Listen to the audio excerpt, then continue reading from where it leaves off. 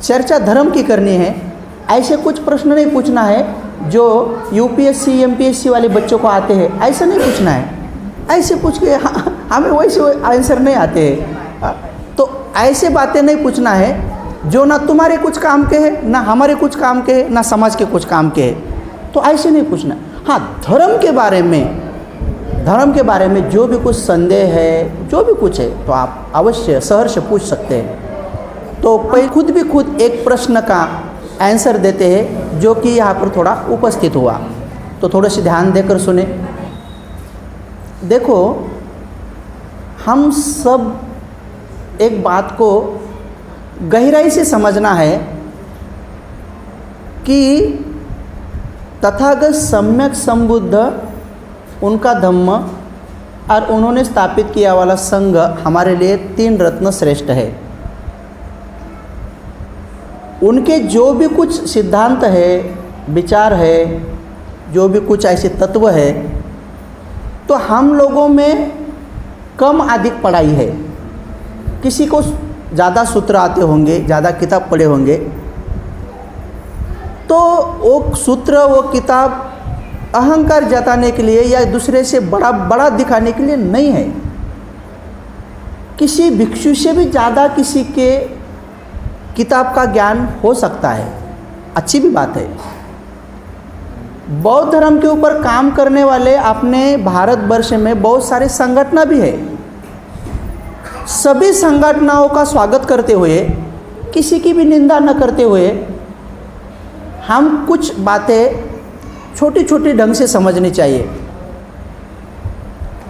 अपने तथागत सम्यक संबुद्ध जब शरीर से थे, यानी कि बुद्ध का शरीर भी था, 32 लक्षण युक्त, आंशी शुभ चिन्हों से युक्त भगवान का शरीर भी था। अब बुद्ध का शरीर तो नहीं है, लेकिन उनकी पवित्र अस्थियां है। तो बुद्ध को हम ऐसे नहीं देख सकते ना अभी रूप से, कितना भी चाहे तो नहीं देख सकते। हाँ, ध्यान में जाके बुद्ध को देख सकते, वो तो बुद्ध ने भी कहा है। लेकिन जब बुद्ध थे, तो जब त्रिपिटक पढ़ते हैं, क्योंकि त्रिपिटक तो पूरा बुद्ध की वाणी है ना, बुद्ध ने बताया वो उपदेश है ना, तो त्रिपिटक जब पढ़ते हैं तो उस समय में किसी भी व्यक्ति ने बुद्ध का स्वागत करते हुए उनके गले में हार डाला, ऐसा नहीं है। त्रिपिटक में ऐसा उदाहरण नहीं है कि कोई आया और उनके गले में हार डाल दिया, ऐसा नहीं है।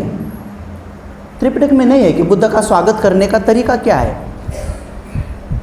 ऐसा त्रिपिटक में एक भी जगह पर उदाहरण नहीं आया है कि किसी ने आके बुद्ध को ऐसा पुष्प गुच्छ दिया है, या बुद्ध ने लिया है, या किसी ने फूल दिया है, या बुद्ध ने लिया है, ऐसा भी नहीं है।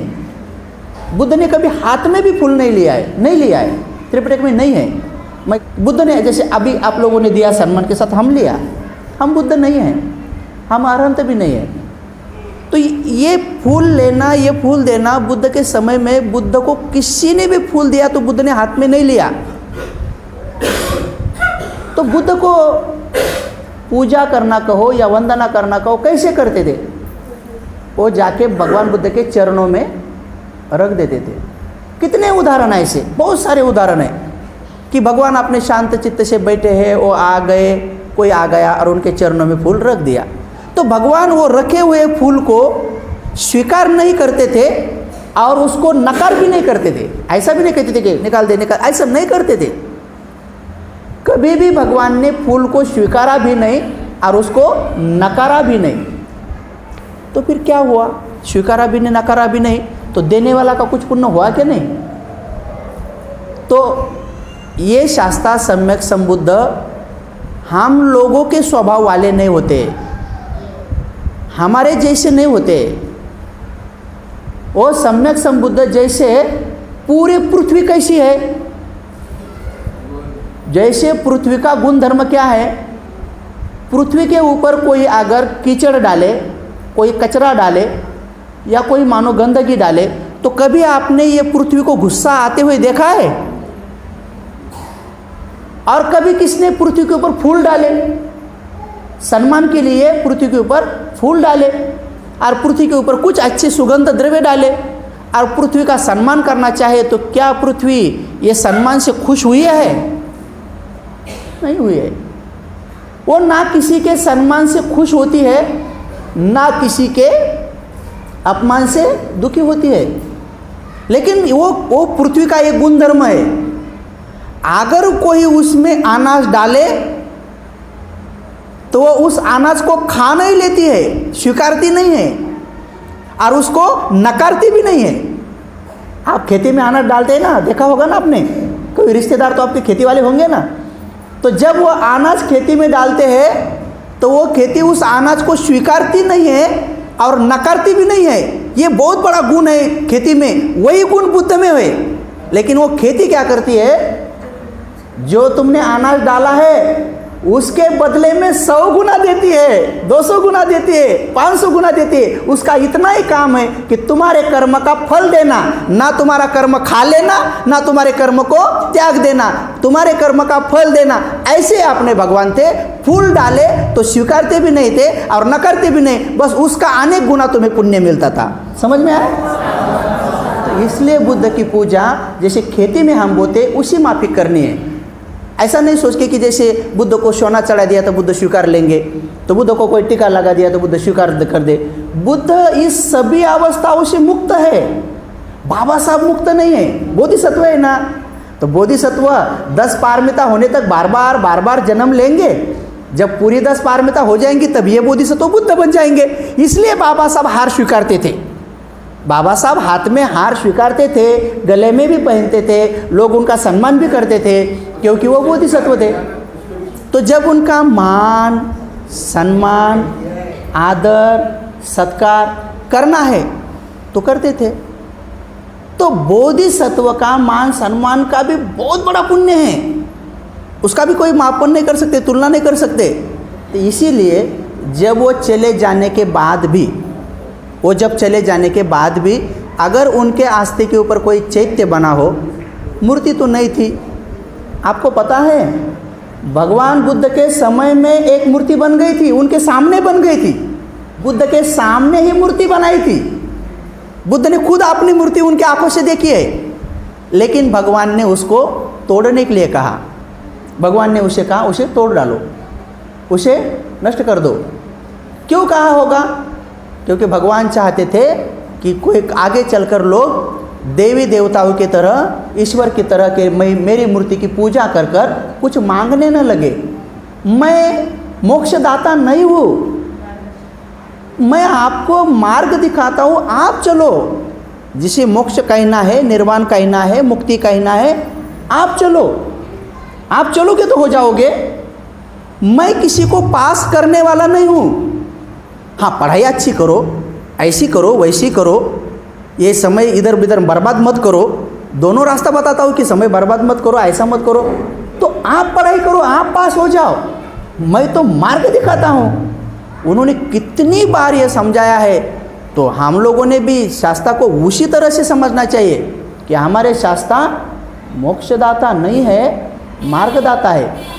इसलिए उनके जाने के पश्चात भी अगर उनके चैत्य की वंदना करनी हो तो चलते वो चैत्य के अगल बगल में सजाते थे, मानो कि जैसे कि उनके चरणों में डाला हो। तो आप पगोड़ा देखो, स्तूप देखो, केउज में चैत्य देखो, वो सजाने की परंपरा कैसी थी? वो चैत्यों के नीचे ही फूल से सजाते थे। लेकिन जैसे बाबा साहब के फोटो सामने आए तो बाबा साहब के फोटो को माला चढ़ाने की परंपरा शुरू हुई, क्योंकि बाबा साहब हयात होते हुए वो सम्मान के पात्र थे, सचमुच पात्र थे, सचमुच वो पूजा के पात्र थे।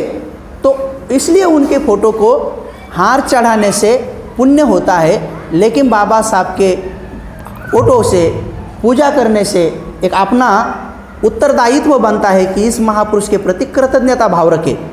लेकिन सम्यक संबुद्ध जब जीवित होते हुए भी, शरीर के होते हुए भी, जब कभी उन्होंने हाथ में फूल नहीं लिया, जब कभी गले में उन्होंने कभी फूल नहीं लिया, जब कभी उन्होंने स्वीकारा नहीं, नकारा नहीं, तो उनके पश्चात अगर फोटो भी सामने आए हैं, मूर्तियाँ भी सामने आए हैं, तो हम भी उनके चरणों में रखने की कोशिश करें। इसका मतलब ऐसा नहीं है कि किसी को विरोध करना है या किसी को कम दिखाना है या किसी को ये करना है। इसलिए मैंने आपको ये पूरा ढंग से अच्छा सा समझाया कि ऐसा नहीं है कि कोई किसी परंपरा में हो रहा है तो तिब्बतियन लोग फोटो को हार चढ़ाते हैं तिब्बतियन भी बुद्ध के, और तिब्बतियन भिक्षु भी गले में लेते हैं। तिब्बतियन भिक्षु दूसरी संगीति में जो संगायन हुआ था तो आपने मन से 10 नियम लगा दिए, आगे चलकर ज़्यादा नियम हो गए, तो महायानी परंपरा में ज़्यादा पूजा अर्चा चलती है।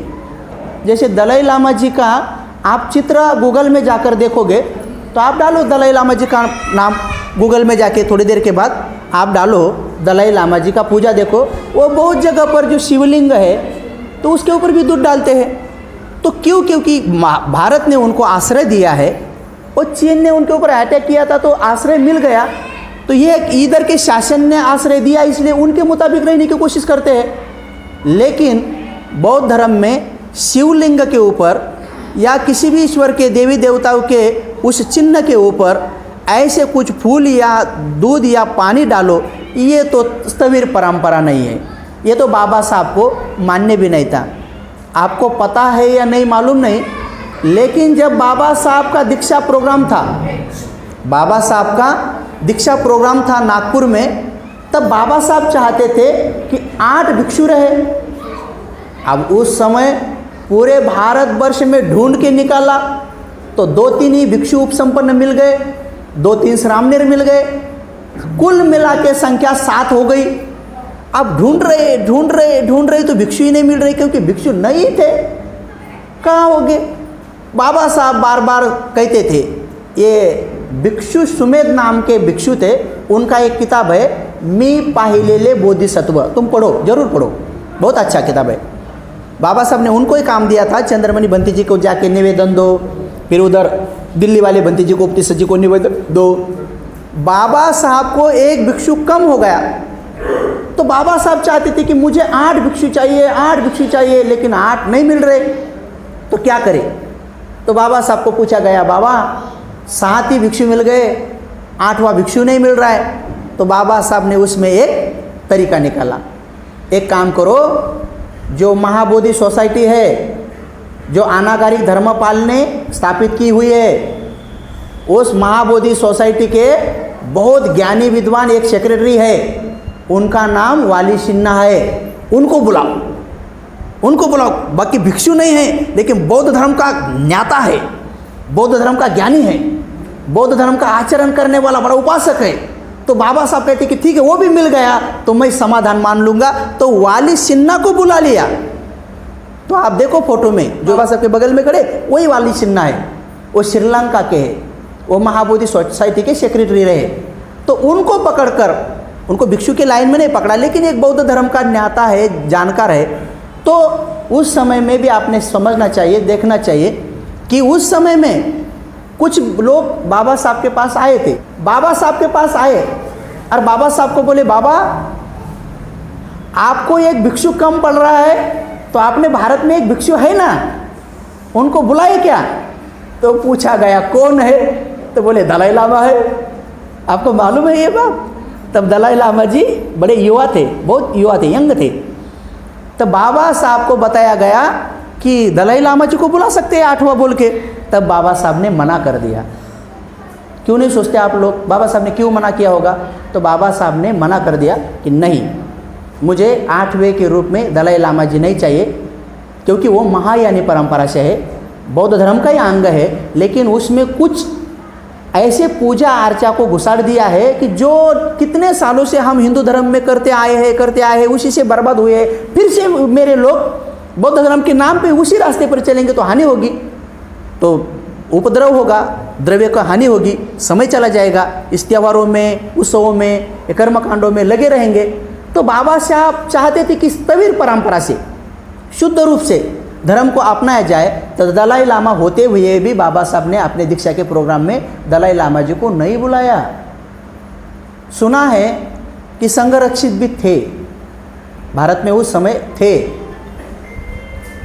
किसी ने नहीं बोला बाबा साहब को उनके बारे में कि उनको बुलाने का है क्या नहीं, ऐसा कोई वर्णन नहीं है, मैंने जितने भी किताब पढ़े हैं, लेकिन वो भी नहीं आए थे। तो समझना चाहिए कि दलाई लामा जी अगर फ़ोटो को हार चढ़ाते हैं, तिब्बतियन लोग बौद्ध के मूर्ति को भी हार चढ़ाते हैं, सभी चढ़ाते हैं, तो हमारे लिए दलाई लामा जी का पूरा आदर्श लेना कंपलसरी नहीं है, क्योंकि अगर दलाई लामा जी का कंपलसरी होता तो बाबा साहब उनको बुला लेते थे। बाबा साहब वो दीक्षा में क्योंकि इंडिया में थे, तो इसलिए हम कभी भी बुद्ध के चरणों पर फूल डाले और अपना मंगल कर ले। साधु बोले